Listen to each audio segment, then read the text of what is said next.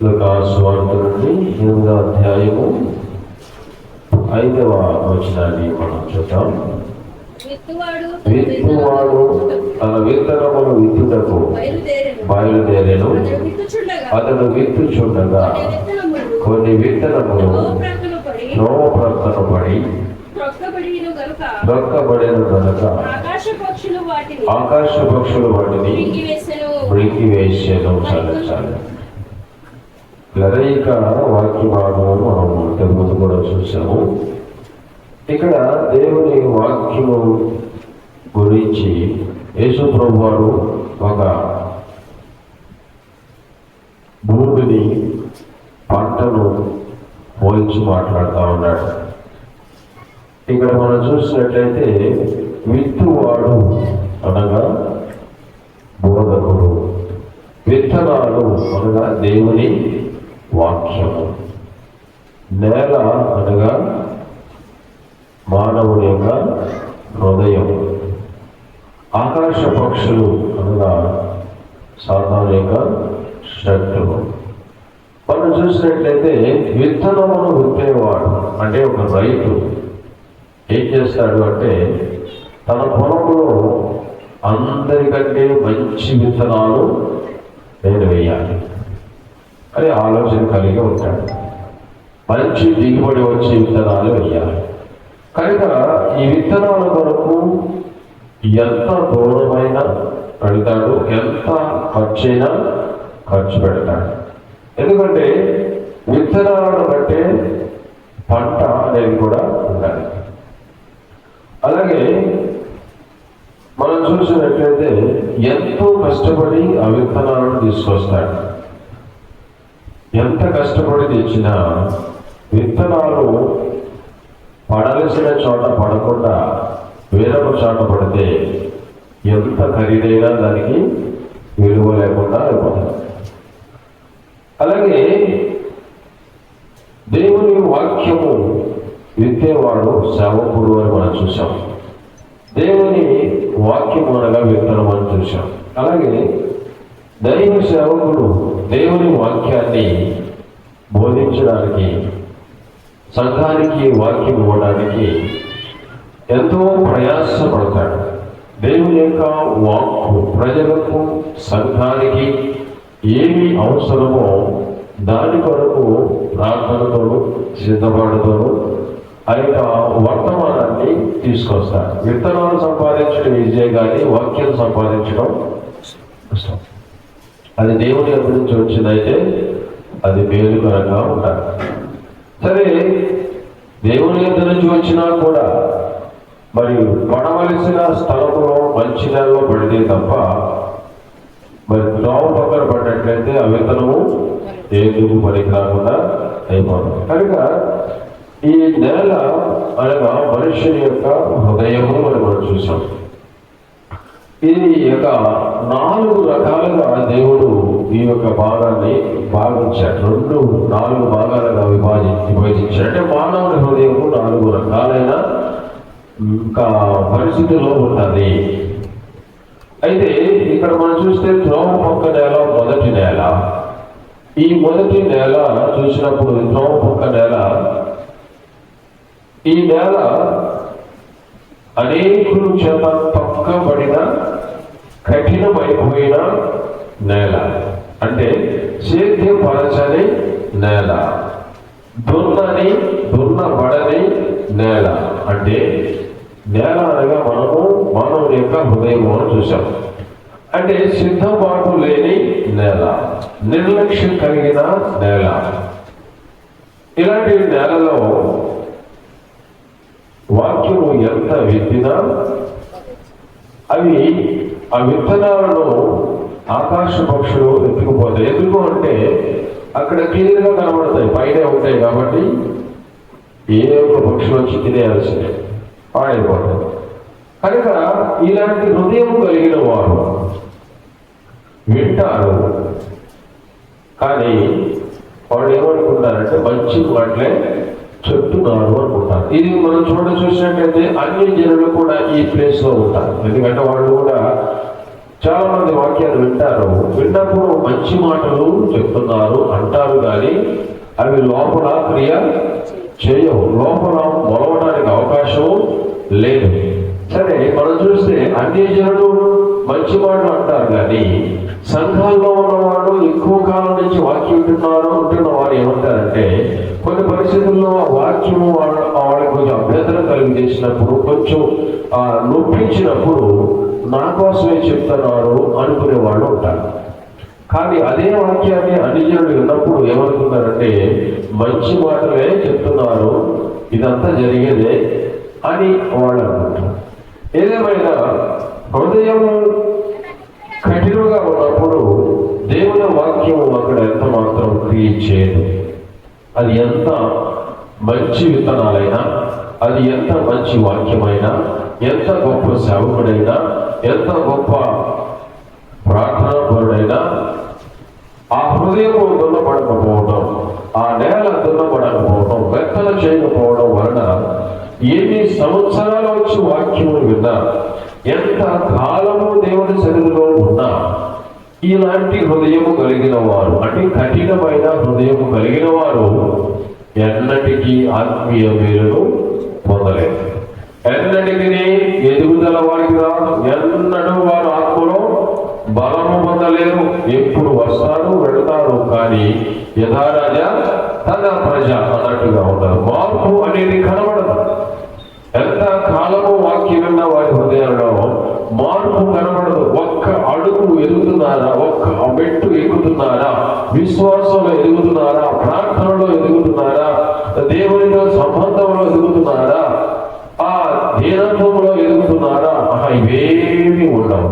ఎంత కాలము ఉన్నా కూడా ఇలాంటి హృదయములు కలిగిన వారు ఆత్మీయంగా వాళ్ళు ఎదగలేదు. ఏమైనా అడిగితే మేము క్రైస్తవులము, మేము దేవుని బిడ్డలము, మేము ఫలానా సంఘస్థులము అని చెప్పుకుంటారు తప్ప వారి యొక్క జీవితంలో మార్పు అనేది ఉండదు. ఇది తోపక నేలకు సంబంధించిన హృదయము. చూడండి, మన సాధారణ శక్తులు ఏం చేస్తాయంటే వాక్యమును ఎత్తుకుని పోతాయి. ఎందుకు ఎత్తుకుని పోతాయి? ఒకసారి మనం చూస్తే అక్కడ 12వ వచనం, 8వ అధ్యాయము 12వ వచనం, త్రోవపక్క నుండి వారు వినువారు గాని నమ్మి రక్షణ పొందకున్నట్లు అపవాది వచ్చి వారి హృదయంలో నుండి వాక్యమును ఎత్తుకుని పోవును. ఇక్కడ మనం చూసినట్లయితే అపవాది ఎందుకు వస్తున్నాడు? వాక్యాన్ని ఎత్తుకుపోతే ఏమవుతుంది? రక్షణ. చూడండి, చాలా క్లియర్ గా ఉంది. రక్షణ పొందకుండునట్లు. ఎవరు రక్షణ పొందకూడదు, ఎవరు మార్పు చెందకూడదు, ఎవరు పరలోకానికి వెళ్ళకూడదు, నాశనం అయిపోవాలి. ఇది సాతాను యొక్క ఉద్దేశం. కనుక సాతాను యొక్క ఉద్దేశం నెరవేర్చుకోవడానికి వాక్యం లోపలికి వెళ్ళక ముందే వాడు ఎత్తుకుపోతాడు. ఒకవేళ లోపలికి వెళ్ళినా కూడా దాన్ని వ్యతిరేకంగా బోధిస్తూ ఉంటాడు. సాతాను యొక్క ఉద్దేశం ఏంటి? నీవు బాగుపడకూడదు, నీవు పరలోకానికి వెళ్ళకూడదు, నీవు నాశనం అవ్వాలి, నరకానికి వెళ్ళాలి అని వాడి యొక్క ఉద్దేశం. కనుక వాక్యాన్ని ఏం చేస్తాడు? వెంటనే ఎత్తుకుని పోతాడు, తీసి బయటేస్తాడు. ఎందుకంటే చాలాసార్లు మనం చూస్తాం, వాక్యము వింటాము, చాలా మంచి మాటలు అనుకుంటాము, కానీ గడప దాటి బయటికి వెళ్ళగానే అది ఆవిరై పోతుంది. ఏమి జ్ఞాపకము ఉండదు. అంటే దానితో వాక్యాన్ని అప్పటికే సాధారణ ఎత్తుకుపోయాడు. ఒకవేళ లోపల ఉంటే అది క్రియ చేస్తే మార్పు పొందుతామేమోనని వాడి భయం అది. అందుకే నేను కూడా అప్పుడప్పుడు ప్రతి వారం ఎందుకు అడుగుతున్నానంటే, వాక్యము మనలో ఉంటే అది ఫలభరితమైన భూమిగా మారే అవకాశం ఉంది. వాక్యం ఎప్పటికప్పుడు వాడు ఎత్తుకుపోతాడు అనుకోండి కదా, దానివల్ల ఉపయోగం లేదు.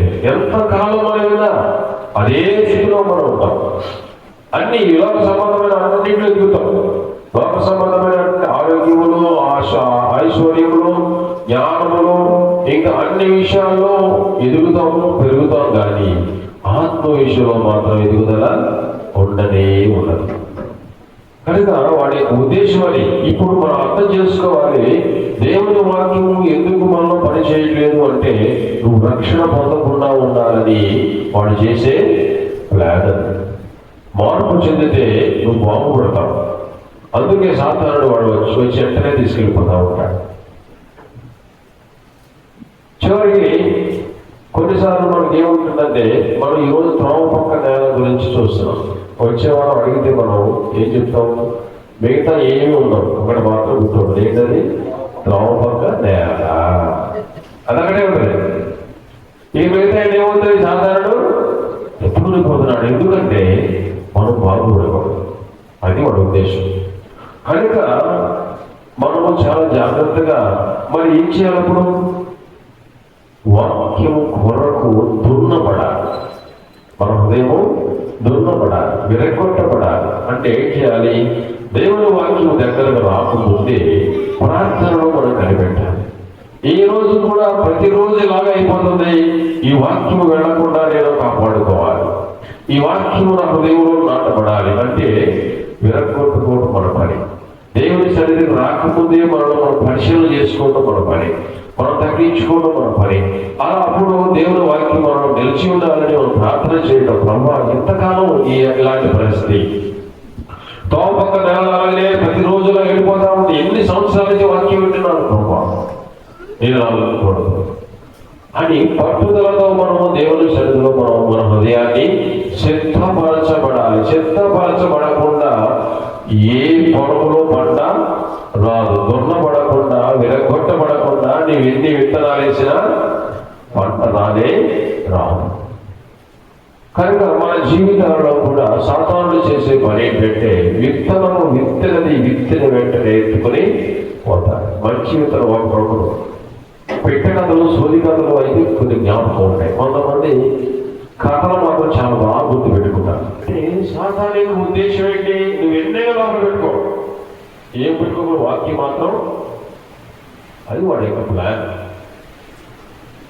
కనుక దీని నుంచి మనం తప్పించుకోవాలి అంటే ఖచ్చితంగా దేవుని సన్నిధిలో మనం కనిపెట్టకుండా దేవుని వాక్యం మనలో ఫలించదు. మన విశ్వాసం ఒక్క అంగుళం కూడా పెరగదు. మన ప్రార్థనా జీవితం ఒక అంగుళం పెరగదు. ఎప్పుడు చేసిన ప్రార్థనే చేస్తాం. అంతకు మించి కొంచెం అటు ఇటు మహాయిత 5 నిమిషాలు అటు అవుతుందేమో కానీ ప్రార్థన మాత్రం ఒకే రీతిగా ఉండాలి. వాక్యానుసారంగా ఉండదు. వాక్యానుసారంగా ప్రవర్తించలేము. వాక్యానుసారంగా మనం మాట్లాడలేకపోవడం కారణం ఏంటి అంటే వాక్యం లోపల లేకపోవడం. సాధారణుడు ఎదుగురు పోతా ఉన్నాడు. ఇది మనం చూసినట్లయితే ఈ 4 భూముల గురించి మాట్లాడే 4 రకాలైన నేలలు మనం బైబిల్లో 4 కాలాలకు సంబంధించినట్లుగా మనం చూడగలం. మొదటి కాలము ఏంటి? ఆది కాండము అంటే ఆదాము నుండి మోషే వరకు మనస్సాక్షి కాలం. అంటే అప్పుడు దేవుని వాక్యం లేదు, ధర్మశాస్త్రము లేదు, మోషే వరకు ఏమీ లేదు. అయితే వాడు మనస్సాక్షి ప్రకారం జీవించేవాడు. కొందరికి మంచి మనస్సాక్షి ఉంది, కొందరికి మనస్సాక్షి లెక్క చేయకుండా జీవించినవాడు మనస్సాక్షి కాలం. అలాగే మోషే నుండి యేసుక్రీస్తు వరకు ధర్మశాస్త్రపు కాలం. ఇది కంటికి కన్ను, పంటికి పన్ను, కఠినమైన బ్రతుకు. అది ధర్మశాస్త్ర కాలం. అలాగే యేసుక్రీస్తు నుండి 2వ రాకడ వరకు ఇది కృపా కాలం, క్షమాపణ కాలం. మనకు మనమే మార్గాన్ని ఎంచుకోగలిగిన కాలం. దేవుని యొక్క మహా కృపలో మనము నిర్ణయాలు తీసుకోగలిగిన కాలం. అలాగే తర్వాత రాకడ నుండి 1000 ఏళ్ల పరిపాలన చివరి వరకు ఇది మంచి నేల, అంటే 4వ నేల, సమృద్ధి అయిన సత్యము, సమృద్ధి అయిన నీతి, సమృద్ధి అయిన పరిశుద్ధత, అక్కడ న్యాయము, నీతి, పరిశుద్ధత, యథార్థత, అక్కడ ఏ విధమైన శత్రుత్వము, వ్యతిరేకత, హత్యలు ఎలాంటివి కూడా ఉండవు. ఇది నూరంతల పంటతో పోల్చగలిగిన నేల. అయితే ఇప్పుడు మనం చూసే నేల ఏంటి అంటే మనస్సాక్షి కలిగిన సమయం. త్రోవపక్క నేల అంటే ఏంటి అంటే మనస్సాక్షి లేని నేల. త్రోవపక్క అనేది మనస్సాక్షి లేదు. మనం చూసినట్లయితే ఈ మనస్సాక్షి లేని నేల ఎంత గద్దించినా లోబడని నేల. పేరుకు క్రైస్తవులే కానీ అన్యుల కంటే దుర్మార్గంగా జీవించే నేల లాంటి హృదయాలు. ఎంతకాలము వాక్యమైన హృదయాన్ని మార్చుకొని మనస్సాక్షి లేని వాడు. అలాగే మనం అక్కడ వరకు చూసినప్పుడు నోవహు కాలం కూడా మనం చూడవచ్చు. నోవహు కాలంలో ఆయన ఏం ప్రకటించాడు? సువార్త. ఏ సువార్త ప్రకటించాడు? మహా జల ప్రళయం రాబోతుంది, నాశనం రాబోతుంది అని 120 సంవత్సరాలు ఆయన సుమారుగా సువార్తను ప్రకటించాడు. వాడికి ఏ మాత్రం మనస్సాక్షి, ఇది ఎందుకు ఇలా చెప్తున్నాడు అని ఎవరు కూడా దేవుణ్ణి ప్రశ్నించిన వాడు, దేవుని అడిగిన వాడు లేడు. నువ్వు చెప్పితే మేము వినాలా అంటే కఠినమైన హృదయం, నువ్వు చెప్పేది నిజమేనా అనుమానించే హృదయం. మేము మా జీవితాన్ని మార్చుకోవాలా, లోబడవలని స్వభావము. వర్షం వస్తుందా అంటే అపహాస్యం చేసే స్వభావం. ఈ త్రోవపక్క నేలలో ఉండే లక్షణాలు ఇవి. ఇలాగా ఎన్ని చెప్పినా సరే వాడు నమ్మలేదు. నమ్మని హృదయం. ఈ త్రోవపక్క నేలకి కోటి ఏంటంటే ఎన్ని చెప్పినా నమ్మని హృదయము. ఎందుకు నమ్మను అంటే మేము చూస్తేనే నమ్ముతాం కదా. సో తోమ అన్నాడు, నీ గాయములో నా వేలు పెట్టి చూస్తేనే కానీ నేను నమ్మను. మరి నువ్వు ఇలాంటి సమయంలో, ఈ జలప్రళయ సమయంలో చూస్తే నమ్ముతావు అన్నామే అనుకోండి, చూస్తే మళ్ళీ నమ్మే అవకాశం ఉంటుందా? నువ్వు చూసి సావడం తప్ప ఇంకోటేమి లేదు కదా. ఇలాగా అప్పటికి ఎందుకు వాళ్ళు నమ్మలేదు అంటే అప్పటి వరకు వర్షం అనేది భూమి మీద లేదు.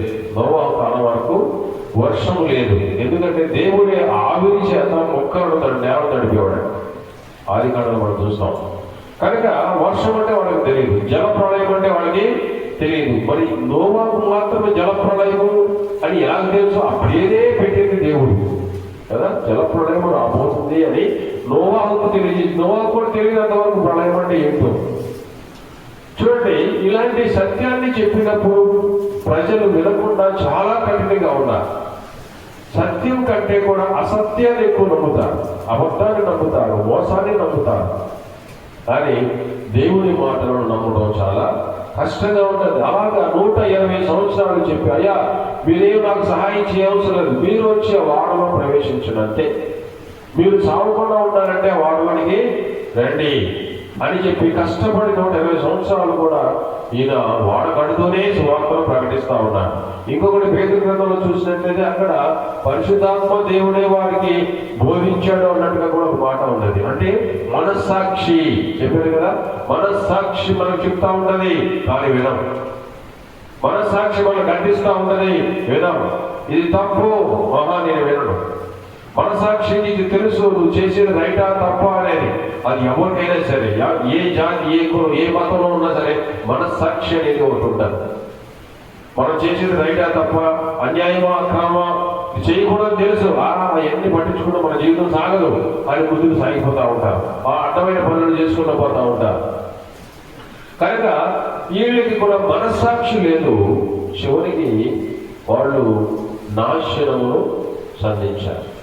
దేవుడు చెప్పినట్లుగా నోవాహుతో పాటు తన కుటుంబము, తర్వాత దేవుడు తీసుకొచ్చినటువంటి జతలుగా జీవరాశులన్నీ కూడా వాడవరికి ప్రవేశించినాయి. కానీ మనుషుడు మాత్రం పాపములో కూరుకుపోయి ఉన్నాడు. రానే వచ్చింది, ఆ తలుపులు పోయబడ్డాయి. ఎవరేశారు? దేవుడే తలుపులకు తాళము వేసేసాడు. తీసే అవకాశం లేదు. అప్పుడు ప్రారంభమైంది వర్షము, ప్రళయము. అప్పుడు నిజంగా చెప్పిందే జరిగింది అనుకుని అప్పుడు భయపడ్డారు, అప్పుడు పరిగెత్తుకొచ్చారు, అప్పుడు ప్రాధేయపడ్డారు. కృపకాలము దాటిన తర్వాత ఎంత ప్రతిమాలినా, ఎంత ఏడ్చినా, అవకాశాన్ని పోగొట్టుకుని ఎంత గగ్గోలు పెట్టిన అవకాశం దొరకనే మొత్తం భూమి మీద ఉన్న జీవరాశులన్నీ, ప్రతి జీవమున్న ప్రతి ఒక్కడు కూడా చనిపోయాడు. అంటే మనస్సాక్షి పని చేయకపోతే నాశనాన్ని ఎదుర్కోవాలి. మనస్సాక్షిని పక్కన పెట్టి, సత్యాన్ని పక్కన పెట్టి ఇష్టం వచ్చినట్లుగా ముందుకు వెళితే ఒక రోజున ఇలాంటి మరణాన్ని సంధించవలసిన అవసరం ఉంటుంది ఖచ్చితంగా. ఇది త్రోవ పక్క నేల. మనస్సాక్షి పనిచేయదు, మనస్సాక్షికి లోబడరు. చూడండి, మనము చూస్తే మత్తయి సువార్త 24వ అధ్యాయము 38వ వచనం. మత్తయి సువార్త 24:38. జల ప్రళయములకు ముందటి దినములలో నోవాహు ఓడలోనికి వెళ్ళిన దినము వరకు వారు తినుచు, త్రాగుచు, పెండ్లి చేసుకొనుచు, పెండ్లి తెచ్చుచు నుండి జల ప్రళయము వచ్చి అందరినీ కొట్టుకుని పోవు వరకు ఎరుగకపోయిరి. అలాగనే మనిషి కుమారుడు రాకడను ఉండడు. ఇప్పుడు కాదు వారు మనసు పొందాల్సి, ఇప్పుడు కాదు ఆడవలసింది. ఎప్పుడు వాళ్ళు జాగ్రత్త పడాలి? ఆ ఏడుపు, ఆ దుఃఖము, ఆ ప్రళయము రాకముందే మాట వినుంటే విన్న వాళ్ళందరూ రక్షించబడిన వాళ్ళు. ఇప్పుడు ఏమైంది? జల ప్రళయం వచ్చే వరకు వాళ్ళు అనుకోలేరంట, ఇలా వస్తుందని అనుకోలేదంట. అంటే అనుకుంటే వస్తుందా? చూడండి, చెప్పినప్పుడు వినకపోతే జరిగేది ఇదే పరిస్థితి. అందరూ కూడా జల ప్రళయం వచ్చేంత వరకు వాళ్ళు ఎరగకుండేది, ఎరగలేదు, తెలియదు. ఎందుకంటే వాళ్ళు వర్షం అంటే తెలియదు, ప్రళయం అంటే తెలియదు. ఇలాంటి పరిస్థితి జరిగిందని వాడు ఎరగలేదు, చెప్పినా వినలేదు. ఇది మనస్సాక్షి లేని వ్యతిరేకించే స్వభావం. ఇది త్రోవపక్క నేల. అంటే దేవుని వాక్యము ఎంతో విత్తాడు నోవాహు. దేవుడు చెప్పిన మాటలన్నీ విత్తాడు. కానీ హృదయాలు ఎలాగున్నాయి? త్రోవపక్క నేల. వినొచ్చులే, ఆయన మాటలన్నీ నమ్మితే అయినట్టే. ఈ త్రోవపక్క నేల ఒక్క మాట కూడా తీసుకోలేని నేల, కఠినమైన నేల. ఈ నేలలో ఒక్క విత్తనం గడలు రాలేదు. చూడండి, అన్ని లక్షల మందిలో 8 మంది మాత్రమే, నోవాహు కుటుంబం మాత్రమే, ఎవరైతే ఆ హెచ్చరిక లోబడ్డారో, ఎవరైతే విన్నారో వాళ్ళు మాత్రమే రక్షించబడ్డారు. చూసారా ఎంత భయంకరము! హెచ్చరికను తీసుకునే మనస్సు లేని హృదయమే త్రోవపక్క నేల. రెండవదిగా వచ్చేసినట్లయితే 3వ అధ్యాయము, యోహాను మత్తయి సువార్త 3వ అధ్యాయము 6-7 వచనాలు మనం చూద్దాం. తమ పాపములను ఒప్పుకొనుచు యోర్దాను నదిలో అతని చేత బాప్తిస్మం పొందుచుండిరి. అతడు పరిసయ్యులలోను సద్దూకాయులలోను అనేకులు బాప్తిస్మం పొందవచ్చుట చూచి, సర్ప సంతానమా, రాబో ఉగ్రతను తప్పించుకొనుటకు మీకు బుద్ధి చెప్పిన వాడు ఎవడు? మారు మనస్సులకు తగిన ఫలము ఫలించుడి. చాలే. ఇక్కడ యోహాను భక్తుడు బాప్తిస్మం ఇస్తూ ఉన్నాడు. ఎవరికి? అక్కడ ఉన్న ప్రజలకు. అక్కడ తమ పాపములను ఒప్పుకొనుచు యోర్దాను నదిలో బాప్తిస్మం పొందుచుండు వారికి ఆయన హెచ్చరిక చేయలేదు. వాళ్ళు ఆల్రెడీ పశ్చాత్తాపడుతున్నారు. అయ్యో నువ్వు చేసి తప్పు అని పశ్చాత్తాపడుతూ, వాళ్ళు మారు మనసు పొందుతూ మరలా చేయమని చెప్పు నిబంధన చేస్తూ సరి చేసుకుంటూ వాళ్ళు బాప్తిస్మం తీసుకుంటున్నారు. ఇలాంటి వారికి హెచ్చరిక రావాల్సిన పని లేదు, గద్దింపు రావాల్సిన అవసరము లేదు. వాక్యం తీసుకునే వాడికి గద్దింపు రానే రాదు.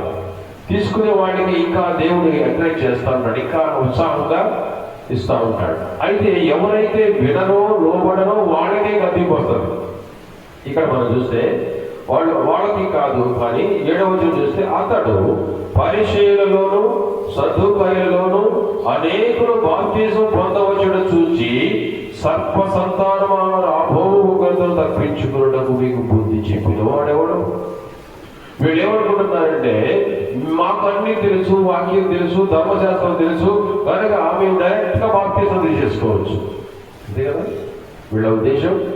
అయితే అక్కడ కింద ఉంది మారు మనసులకు తగిన ఫలము. అంటే ఈ ఉద్దేశం ఏంటి? మారు మనసు ఉద్దేశం అంతే కదా మన ఉద్దేశం.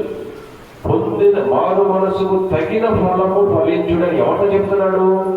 శాస్త్రులతో, పరిచయంలో, సద్దుకైలు వాళ్ళు ఉన్నారు, వాళ్ళకి చెప్తున్నాడు. పాపాలు ఒప్పుకుంటూ బాప్తిజం తీసుకునేవాళ్ళు కాదు. చాలా మంది పాపాలు ఒప్పుకోకుండానే బాప్తిజం తీసుకుంటారు, అది వేరే విషయం.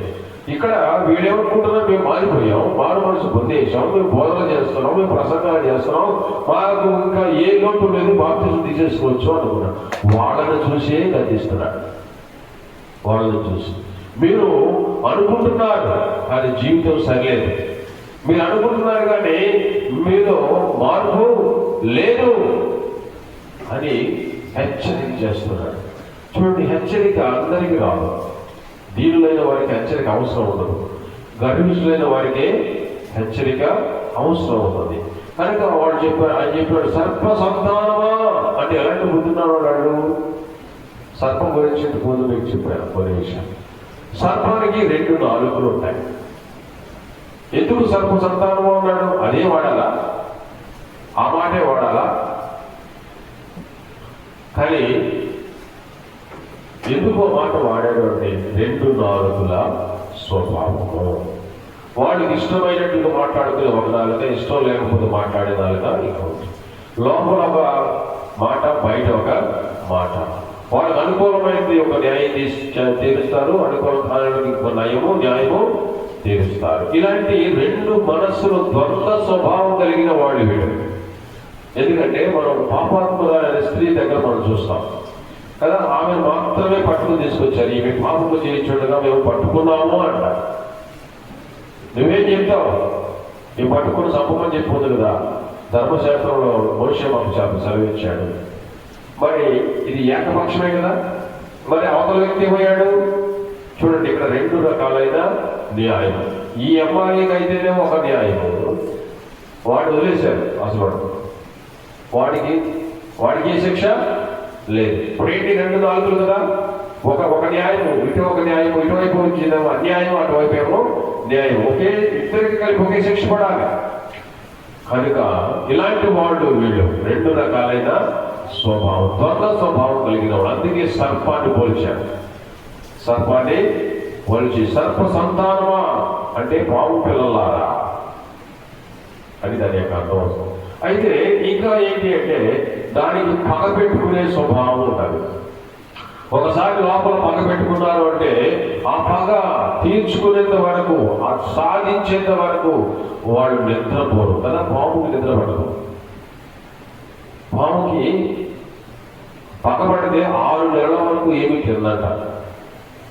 అయితే ఆ వ్యక్తిని కనుక కాటు వేయకపోతే దాని తలకాయ రాయి చేసి కొట్టుకుని చనిపోతుందంట. నాకు తెలియదు, విన్నమాట. అంటే పాము పగ లాంటి వాళ్ళు వీళ్ళు. ఎలాంటి వాళ్ళు? పగ పట్టుకుంటే ఎంత దూరమైనా వెళ్తారు, ఏ కాడిగానే వెళ్తారు. వెళ్తారా లేదా? అంటే వీళ్ళ స్వభావం ఎలాగుంది అంటే యేసు ప్రభువు సిలువేసేటప్పుడు మనకు తెలుస్తుంది. ఆయనలో ఏ దోషము లేదని ఒక పిలాతు అన్యుడు న్యాయం తీర్చాడు. ఏ దోషం కనపడలేదు ఆయనలో. అంటే వాళ్ళు వదల. తర్వాత అతని ఎలాగైనా చంపాలి. ఇదేంటి పక్కాదా? వాళ్ళు మనసులో పెట్టుకున్న పగ. ఇతను ఉంటే మనకి అవమానము, నష్టము, మన యొక్క పేరుంతా అక్కడికి వెళ్ళిపోతుంది అని చెప్పి ఏం పెట్టుకున్నారు? లోపల పగ పెట్టుకున్నారు. ఎంతమంది హీరో దగ్గరికి వెళ్ళినా న్యాయం కనపడాల, హీరో దగ్గరికి వెళ్ళినా తప్పు కనపడాలి, ఎక్కడ చూసినా తప్పు కనపడాల, కానీ పగ మాత్రం ఉండేళ్ళకి. ఇది సాధించారా? అందుకే చెప్పాడు సర్ప సంతానమా, పగ తీర్చుకునే వాళ్ళారా. ఇంకా మనం చూసినట్లయితే దానికి నడక ఎప్పుడు స్ట్రైట్గా ఉండదు. అన్ని స్ట్రైట్గా నడుస్తాయి అన్ని జంతువులు, కానీ పాము తప్ప. పాము ఎలా నడుస్తుంది? వంకర మార్గాలు, అడ్డగోలు మార్గాలు, అన్యాయపు మార్గాలు, ఇష్టం వచ్చినట్లుగా ఇటు అవకాశవాదిలాగా మారిపోయే పరిస్థితి. అందుకే అన్నాడు సర్ప సంతానమా, నీతి న్యాయము లేనిది, ఇటు అనుకూలంగా ఉన్నట్టు మారిపోయే స్వభావం కలిగే వాళ్ళారా. అందుకే సర్ప సంతానమా అని వాడి స్వభావాన్ని బట్టి ఆయన మాట్లాడుతున్నాడు. వారి యొక్క పరిస్థితి బట్టి మాట్లాడుతూ ఉన్నారు. వాడు కోపం వస్తే రావచ్చు, కానీ యోహాను చెప్పే మాట వెనుక ఏముందో తెలుసా? ప్రేమ ఉంది. ఇప్పుడైనా మీరు మారితే, అదే చెప్తున్నాడు, మారు మనసు పొందేశాం అనుకుంటున్నారు కానీ క్రియలు లేవు, మారు మనసు పొందాలనుకుంటారు ఫలాలు లేవు. అందుకే మారు మనసుకు తగిన ఫలములు ఫలించండి. మీకు పగ ఉంది, కక్ష ఉంది, మీకు సత్యం కొరకు నిలబడే, స్ట్రైట్ గా నిలబడే, మంచి మార్గాలు నడిచే మనసు మీకు లేదు. రెండు రకాలైన మాటలు, రెండు రకాలైన ఆలోచనలు, ద్వంద్వ స్వభావం కలిగిన వాళ్ళుగా ఉంటున్నారు. ఇప్పుడైనా పర్వాలేదు, మారితే, మీ మనసు మార్చుకుంటే, మీరు మారు మనసు పొందాము అనుకుంటున్నా సరే, ఫలాలు ఫలిస్తే రక్షించబడతారు కదా. ఒప్పుకునేవాడికి లేదు హెచ్చరిక, కప్పుకునేవాడికే హెచ్చరిక ఇక్కడ. కనుక దేవుడు వాళ్ళకి తెలుసు వాక్యం. ఎవరికి? ఈ శాస్త్రులు, సద్దుకాయులు, వీళ్ళకి, పరిశీలకి వాక్యం బాగా, అంటే దేవుడు వాక్యం తెలుసు. విత్తనాలు ఉన్నాయి కానీ భూమి సరిలేదు, అంతే కదా. వాళ్ళకి విత్తనాలు తెలుసు, మంచి విత్తనాలు ఉన్నాయి, కానీ వాళ్ళ హృదయాలు ఎలా ఉన్నాయి? త్రోవ పక్క నేల, ఫలింపలేని నేల, దిద్దుబాటు లేని నేల, సిద్ధబాటు లేని నేల లాంటి హృదయాలు వారి హృదయాలు. అందుకే హెచ్చరిక. ఎవరికి హెచ్చరిక? త్రోవ ప్రక్క నేల లాంటి వాళ్ళకి హెచ్చరిక. మంచి నేలలో ఫలించే వాడికి హెచ్చరిక అవసరము లేదు. ప్రేమతో చెప్పినా కూడా వాళ్ళు తీసుకుంటారు, సత్యం చెప్పిన వెంటనే వాళ్ళు అంగీకరిస్తారు. కానీ ఈ యొక్క సద్దుకాయులు ఇలాంటి వాళ్ళు దానికి లెక్క చేయరు. మాకు అంతా తెలుసు అన్న వాడికి ఇంకెవరు చెప్పినా వాడు వినరు. నేర్చుకున్నాము అనుకున్న వాడికి ఇంక నేర్పడానికి ఏమీ ఉండదు. చూడండి, దేవుని యొక్క రాజ్యంలో, దేవుని యొక్క వాక్యంలో నుండి ఎంత నేర్చుకున్నా మనము ఒక పాయింట్ కూడా మనం నేర్చుకోలేము. పెద్ద గొప్ప గొప్ప భక్తులు చెప్పేది నేను విన్నప్పుడు నాకు బైబిల్లో కొంచెం కూడా నాకు తెలియదు, ఏదో కొంచెమే నాకు తెలుసు. అవును, ఈ ఆత్మ సంబంధమైన కార్యం నేర్చుకునే కొలది దేవుడు నేర్పిస్తూనే ఉంటాడు. ఇది చచ్చిపోయే వరకు కూడా ఇది మనకు నేర్పుతూనే ఉంటుంది పాట. కనుక నేర్చేసుకున్న వాడానికి లేనే లేదు. కనుక వీళ్ళు ఈ యొక్క శాస్త్రులు, పరిశీలన చూసి ఆయన గద్దిస్తా ఉన్నాడు. మారు మనసుకు తగిన ఫలములు ఫలించండి. తర్వాత ఇంకొక మాట చూడంలో స్వార్థలో 13వ అధ్యాయం 14వ వచనం. 13 యేసు విశ్రాంతి దినమున స్వస్థపరిచినందున ఆ సమాజపు అధికారి కోపముతో మండిపడి జన సమూహమును చూచి పని చేయదగిన 6 దినములు కలవు కనుక ఆ దినములలోనే వచ్చి స్వస్థత పొందుడి, విశ్రాంతి దినమందు రావద్దని చెప్పాను. చాలే. ఇక్కడ కూడా మనం చూసినట్లయితే మనం అంతకుముందు మనం చూసాం అదే. ఇక్కడ నడివడిపోయిన స్త్రీ ఆదివారమున స్వస్థపరిచాడని ఆ సమాజపు అధికారికి ఏమొచ్చిందంట? కోపం వచ్చిందంట. ఏముంది దేవుని వాక్యంలో? నిన్నవలే నీ పొరుగు వారిని ప్రేమించు అని వాక్యం తెలియదు ఆయనకి? తెలుసు. అంటే వాక్యం తెలుసు, కానీ వాక్యాన్ని అనుసరించరు. వాడి చిత్తాన్ని అనుసరిస్తారు, వాడు కూడా అనుసరిస్తారు, వాడు ఆచారాన్ని అనుసరిస్తారు, వాడు పద్ధతిని అనుసరిస్తారు, కానీ వాక్యాన్ని అనుసరించి వాడు బాధేయుడు. వాడు లోపల ఏదనుకుంటే అదే సాధిస్తారు, కానీ ఇది దేవుని వాక్యానికి పోల్చి చూసుకునే వాడు బాధేయుడు. అయ్యేంటే కోపపడి అక్కడ సమాజంలో ఉన్న సమాజ మందిరంలో ఉన్న ప్రజలందరితో చెప్తున్నాడు, ఏం చేసుకో పక్కనే ఉన్నాడే చెప్పొచ్చుగా. ఎందుకు చెప్తున్నాడు? అందరూ పాడు చేస్తున్నాడు. మీరు ఆదివారం వచ్చి స్వస్థతలు పొందొద్దు. అవి ఎవరైనా స్వస్థ పొందడానికి వచ్చిందా? అయ్యా నన్ను స్వస్థపరిచేవాడు అడిగిందా? మనం వాళ్ళంటాడు ఎందుకైనా కోపం, ఉక్రోషం, ఏం మాట్లాడుతున్నాడు అర్థం కావడం. ఉక్రోషంతో ఏం చెప్తున్నాడు? మీరు ఆదివారం రావద్దు, మిగతా రోజులు వచ్చి స్వస్థత పొందండి అని కోపడ్డప్పుడు ప్రభు అన్నాడు, వేషధారులారా మీలో ప్రతి వాడు విశ్రాంతి దినమున ఎద్దునైనను గాడిదనైనను గాడి ఎద్దు నుండి విప్పి తోలుకొని పోయి నీళ్లు పెట్టిన కదా. చూడండి, ఇక్కడ చెప్తున్నాడు, మీ ఎద్దుకు కానీ గాడిదకు కానీ నీళ్లు పెట్టుకుని వదిలేస్తారా? మరి ఎందుకు పెడతారు నీళ్ళు? అది పని కాదా? అది పని కాదా? దానికంటే ఎక్కువ ఈ పని. అమ్మా నువ్వు స్వస్థత పొందావన్న మాట కంటే ఉంగవడం, దాన్ని కర్ర తాడు కట్టిన తాడు ఇప్పడం, దాన్ని లాక్కెళ్ళడం, నీళ్లు పెట్టడం, తీసుకొచ్చి మళ్ళీ కట్టడం, ఇది పనా ఇది పనా? చూడండి, గుడ్డి వాళ్ళు అయిపోయి సత్యాన్ని అర్థం చేసుకోకుండా వాళ్ళు ఇష్టం వచ్చినట్లు అర్థం చేసుకుంటారు. ఎవరికి ఇష్టం వచ్చినట్టు వాళ్ళు అర్థం చేసుకుంటారు. అందుకని దేవుడు వాళ్ళ కళ్ళు తెరిచినట్టుగా మీ గాడిదకు ఎందుకు ఉన్న విలువ ఈ వ్యక్తికి లేదా? ఈమె అబ్రహాము కుమార్తె 18 ఏళ్ల నుంచి బాధపడుతుంది, ఈమెను స్వస్థపరచడం న్యాయం కాదా అని అని నోరు ఊడ్చుకున్నాడు. అది చూడండి, మనుషులకు అర్థమయ్యేటట్టు. అని వాక్యం తెలియదు వాళ్ళకి, వాక్యం తెలుసు. అయితే వాళ్ళ హృదయాలు ఎలా ఉన్నాయి? త్రోవ పక్క నేల. వాడు వాక్యాన్ని అనుసరించు, తీసుకోరు, దాన్ని నేర్చుకోరు, లోబడరు, వినరు, చెప్పిన దానికి వ్యతిరేకంగా మాట్లాడుతూ ఉంటారు. ఇది త్రోవ పక్క నేలకు సంబంధించిన నేల. కనుక పిల్లరా, దేవుని వాక్యము నిన్ను వలె నీ పొరుగు వాడు ప్రేమించు అన్నప్పుడు అవన్నీ మర్చిపోతా ఉన్నారు. దేవుని వాక్యం వెంటనే వెళ్ళిపోతా ఉన్నారు.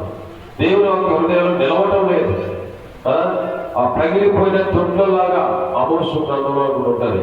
ఆ ఎంత నీళ్లు నింపినా చిల్లులు పడిన సంచిలో పడ్డ, చిల్లులు పడిన ఆ తొట్టిలో ఉన్నట్టుగా నీళ్లు పోతానే ఉంటాయి. ఎంత వాక్యం వేసినా, ఎంత భక్తి పోసినా ఆవిరైపోతా ఉంటుంది. మంచి ఆవిరైనట్టుగా అయిపోతుందట భక్తి.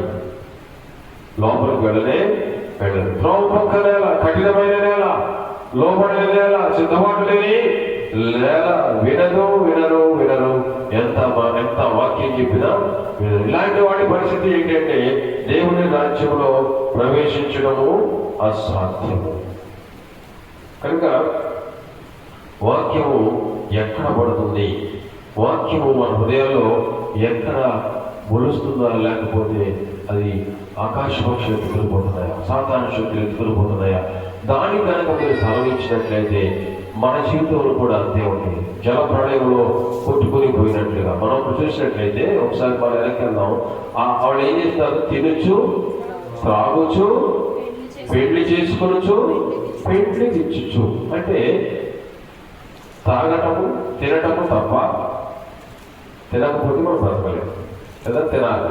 కానీ ఇప్పుడు చెప్పింది ఏంటంటే తినటము అనగా మన శరీరం కొరకు మనం తినడం తప్పు లేదు. అతి తిండి ఈ రోజుల్లో తిండి ఎక్కువైపోయింది కదా. సిటీస్లో, పెద్ద పెద్ద సిటీస్లో, మెట్రో సిటీల్లో 24 గంటలు ఓపెన్గా ఉంటాయి హోటల్స్. మొన్న ఒక సేవకుడు ఉదయాన్నే 5 గంటలకే దొరికిందంట ఆ బిర్యానీ ఒక హోటల్లో. ఉదయాన్నే 5 గంటలకి బిర్యానీ ఎవడన్నా తింటాడా? చూడండి, 24 hours బిర్యానీ, 24 hours బిర్యానీ. ఎప్పుడంటే అప్పుడు ఏదైతే అది. నా చిన్నప్పుడు హోటల్స్ కూడా అంత ఉండేవి కాదు. కానీ ఈ రోజులో అడుగడుగునా హోటల్స్, అడుగడుగునా ఎక్కడ ఏం తినాలి కదా. ఎన్ని రెడీమేడ్ ఫుడ్స్ వచ్చేసినాయి, ఫాస్ట్ ఫుడ్ వచ్చేసినాయి. చూడండి, తిండిపోతులు అంటే కడుపు నిండదు ఎంతైనా కదా. ఈ రోజులు తింటారు కానీ కడుపు నిండా. అయితే గత దినాల్లో ఉదయం తింటే వాళ్ళు మధ్యాహ్నం తింటే సాయంత్రం, మధ్యలో ఏమి ఉండదు పని.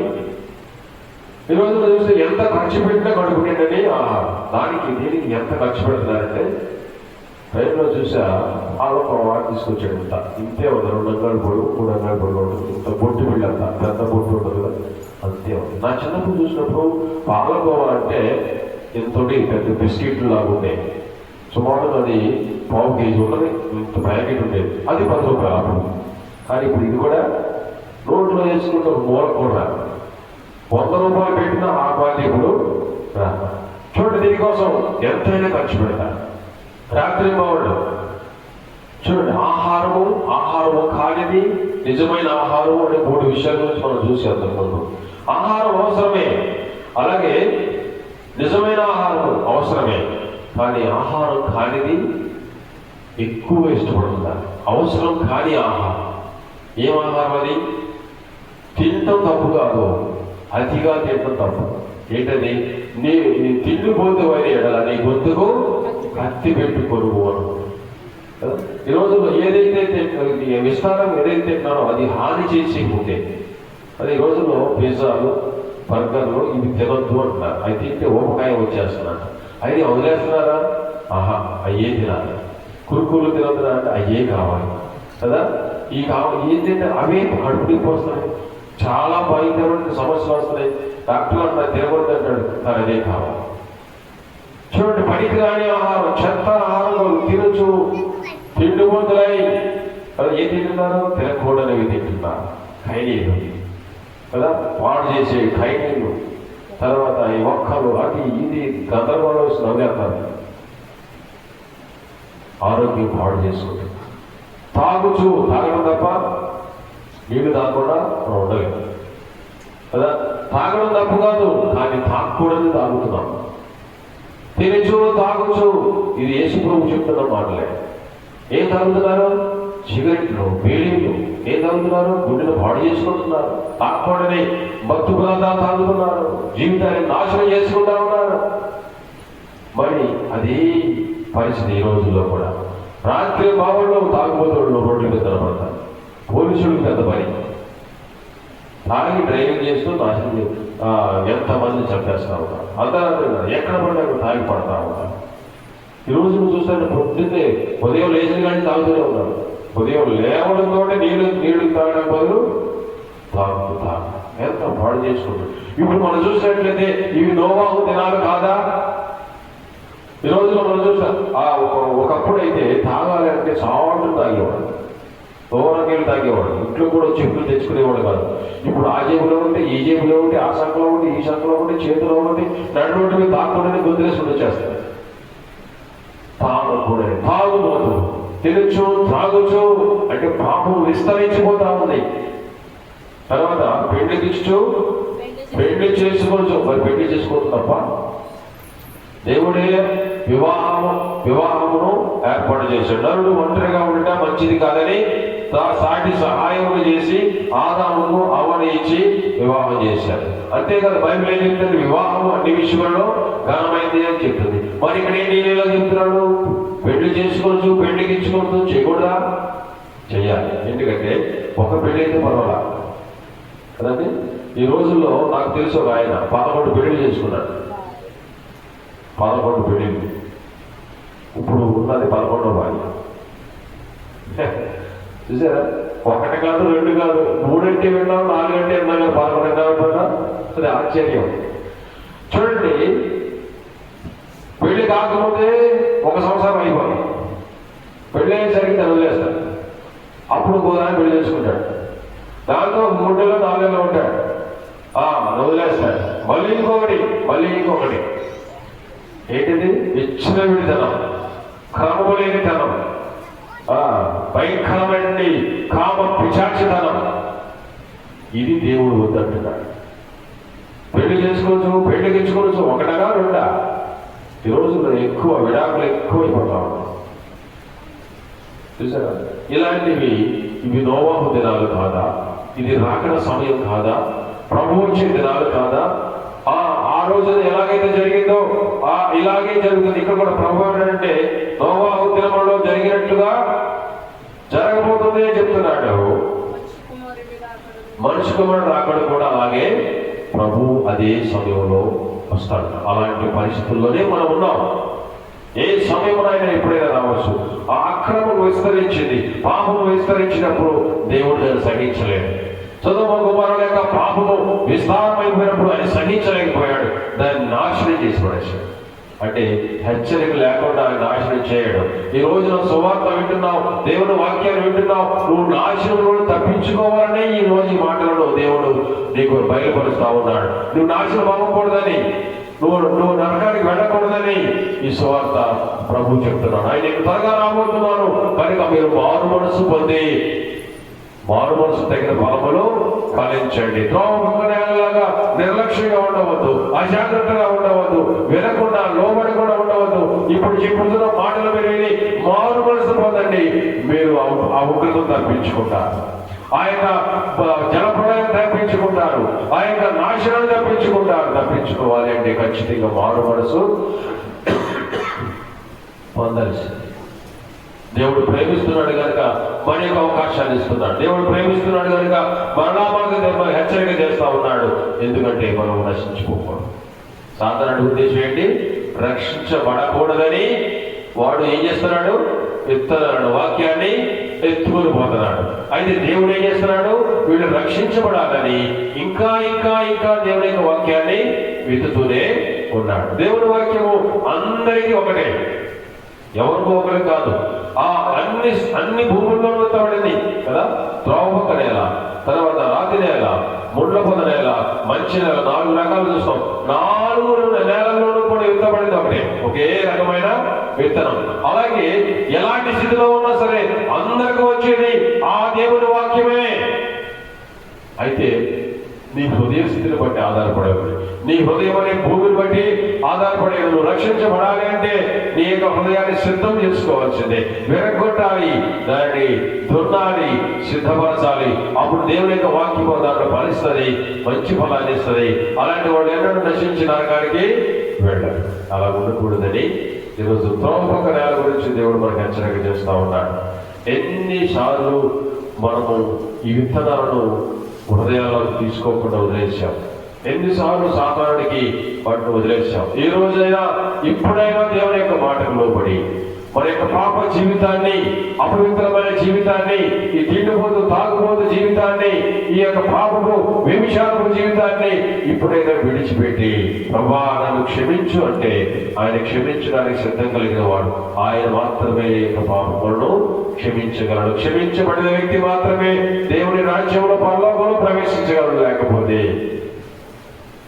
నోవే, ఎలాంటి అవకాశం లేదు. కనుక అవకాశం ఉండగానే ఇదే అనుకూల సమయం, ఇదే రక్షణ దినము కనుక అవకాశం ఉండగానే మనం సద్వినియోగం చేసుకోవాలి. ఈ రోజు నువ్వు నోరు తెరిచి ప్రార్థిస్తే వినే అవకాశం ఉంది. తర్వాత ప్రభు వచ్చిన తర్వాత నువ్వు ఎంత మొదలు పెట్టినా, ఆయన ఎంత పరిశుద్ధం తీసుకుని వెళ్ళిపోయిన తర్వాత నువ్వు గగ్గోలు పెట్టినా నీకు అవకాశం దొరకదు. అక్కడ నోవహు కాలంలో కూడా వాళ్ళందరూ మునిగిపోతున్నప్పుడు పరిగెత్తుకొచ్చారు, అక్కడ అవకాశము లేదు. అవకాశం ఉండగానే ప్రభు పాదాన్ని మనం రావాలి. ఇంకా కఠినపరచుకోకుండా మన హృదయాలను మెత్తలు చేసుకుని ప్రభువాని నీ చేతిలో ఉన్నాను, ఈ వాక్యం వింటున్నాను సంవత్సరాల తరబడి, కానీ నా హృదయంలో క్రియ చేయడం లేదు, నా హృదయంలో మార్పు రావడం లేదు, నా హృదయంలో పాపాన్ని తీసుకేసుకోలేకపోతున్నాను. అందుకే దేవుని వాక్యం నాలో పని చేయడం లేదు. నాకు మారు మనసు కావాలి అని ఎవరైనా సరే తగ్గించుకుని ప్రార్థించినట్లయితే ఖచ్చితంగా ఆయన నీ జీవితాన్ని వెలిగించబోతున్నాడు, ఆయన జీవితాన్ని రక్షించబోతున్నాడు. తగ్గించుకునే వారికి హెచ్చరిక అవసరం లేదు.